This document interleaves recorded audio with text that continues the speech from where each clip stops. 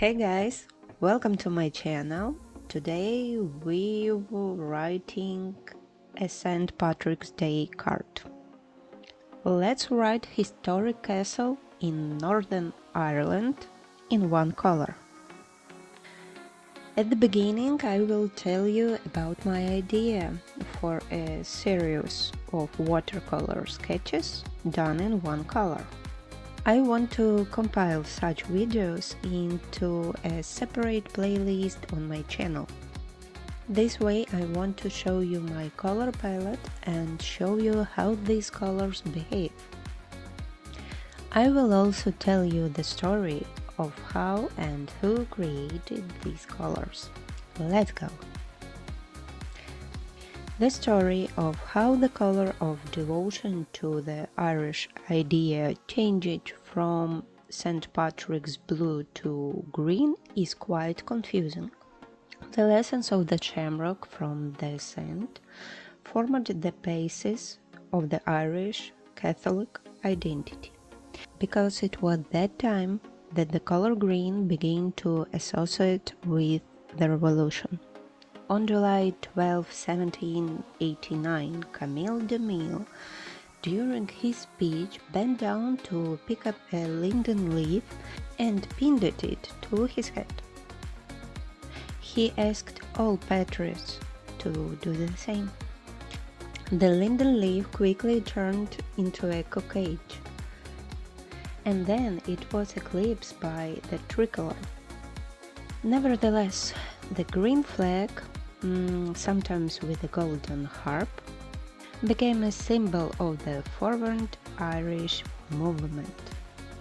That is why since 1885 we have associated the color green Kelly with the holiday and the Irish. Unfortunately, I could not find a deciphering of the pigments of this paint. Perhaps you can do it. When I made this sketch, I painted all my green watercolor paints. I compared it with Kelly green and came to the conclusion that the color that most resembles it is Hooker Green Deep by Van Gogh. Hooker's Green is a classic color blend that all watercolor manufacturers have in their range. Some have the color in different variations, with additions to the name such as light, deep, dark. But they are all very different and have different recipes for blends. Note that PD7 and PD36 are common, which are two of those green pigments. William Jackson Hooker was an English botanist and botanical illustrator who lived from 1785 to 1832.